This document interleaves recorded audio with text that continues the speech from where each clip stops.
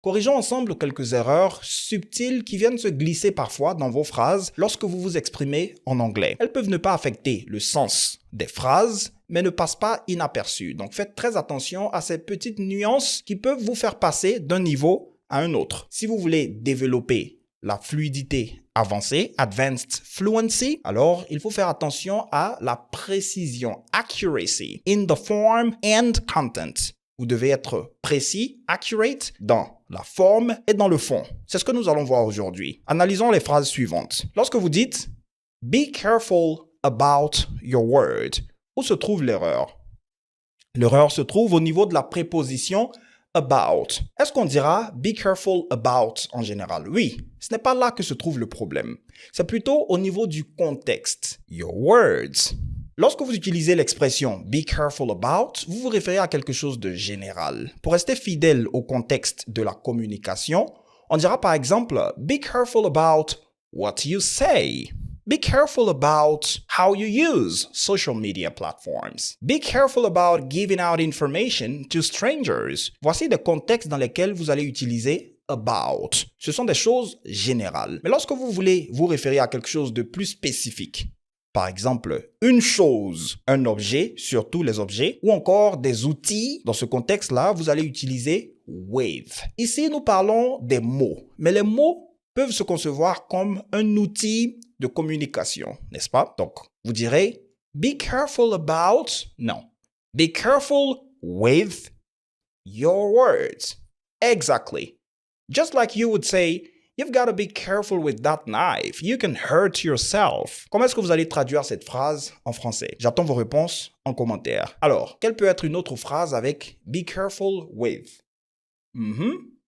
Yeah, I know you've got quite a few. Donc, faites une liste d'au moins 5 phrases avec be careful with et 5 autres avec be careful about. Mais attention aux nuances. Lorsque vous dites I'm comfortable too, ce que vous voulez dire ici, c'est que vous êtes à l'aise avec ou en faisant.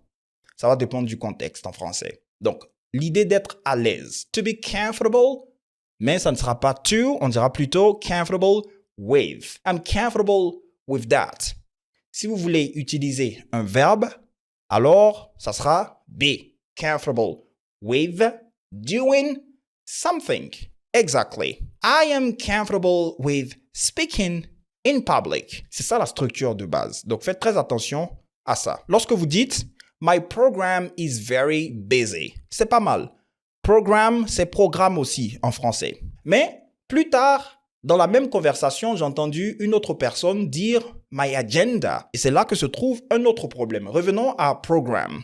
Programme, ça se réfère beaucoup plus au programme, par exemple, de chaînes télévisées ou de radio.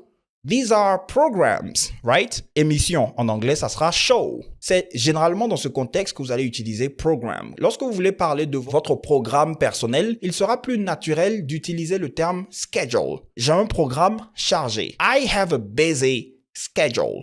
That's how you say it. À présent, revenons au terme agenda. Lorsque vous utilisez ce terme, vous ne vous référez pas spécifiquement à un agenda. Faites attention. Alors, allons pas à part. Agenda et calendar sont des faux amis. Agenda, c'est l'ordre du jour d'une réunion. On parlera de meetings agenda. Ce terme aura une connotation péjorative dans le domaine de la politique. Lorsqu'on parle de agenda ou personal agenda, ce sont des intentions cachées.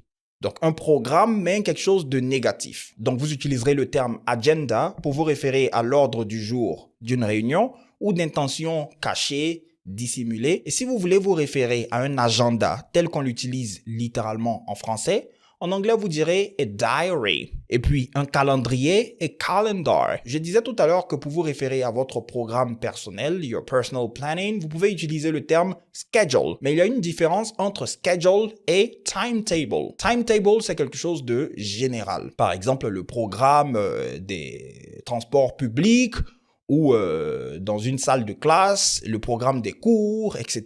C'est timetable. Quand ça implique plusieurs personnes, it's a timetable. Quand ça vous implique personnellement, c'est quelque chose de privé, it's your schedule. That's the difference. On poursuit. Lorsque vous dites « I was not prepared myself to topic presentation », je pense que l'idée de cette phrase est de dire où vous n'étiez pas prêt pour la présentation. Dans ce cas-ci, vous utiliserez le verbe to be prepared. I wasn't prepared for the presentation. Topic presentation, c'est général. On dira par exemple, we offer public speaking classes that include topic presentation, seminars, speeches, and what have you. Comment est-ce que vous traduirez la notion d'échec en anglais? Failure, exactly. Donc le verbe, c'est to fail. And by opposition, réussir, c'est to succeed. Et le nom, c'est success. Donc faites attention à la prononciation. Vous ne direz pas success or success. C'est success. Second syllable. That's where the stress is. Maintenant, pour revenir à failure, il faut faire attention au contexte parce que sa traduction va dépendre de la terminologie du domaine. En l'occurrence, dans le domaine de la médecine, lorsqu'on parle de kidney failure, par exemple, vous avez déjà une idée?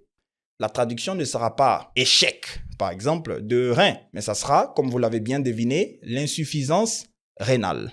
Exactly. Lorsque vous dites to have progress, ce que vous voulez dire ici, c'est faire des progrès.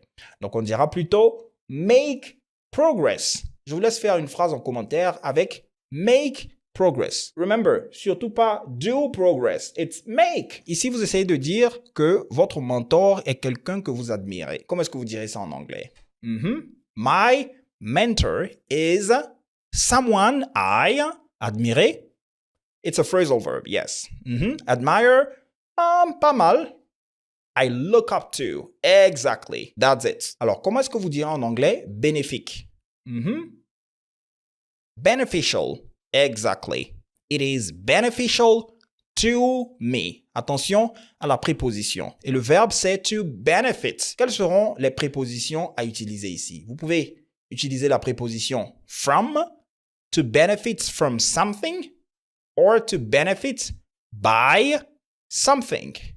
Exactly. Lorsque vous dites « it afraids me », ce que vous voulez dire ici, c'est que cela vous effraie. Alors, le verbe à utiliser dans ce contexte, c'est « to scare ». Parce que « afraid », c'est un adjectif. « I am afraid ». Je suis effrayé. « To be afraid », c'est comme ça que vous utilisez ce terme. Avec l'auxiliaire « be », suivi de afraid. Vous ne direz pas to afraid or to afraid. Donc, le verbe, c'est to scare somebody off. Effrayer, repousser quelqu'un. As he walked throughout the forest, he would whistle to scare the snakes off. Comment est-ce que vous allez traduire cette phrase en français?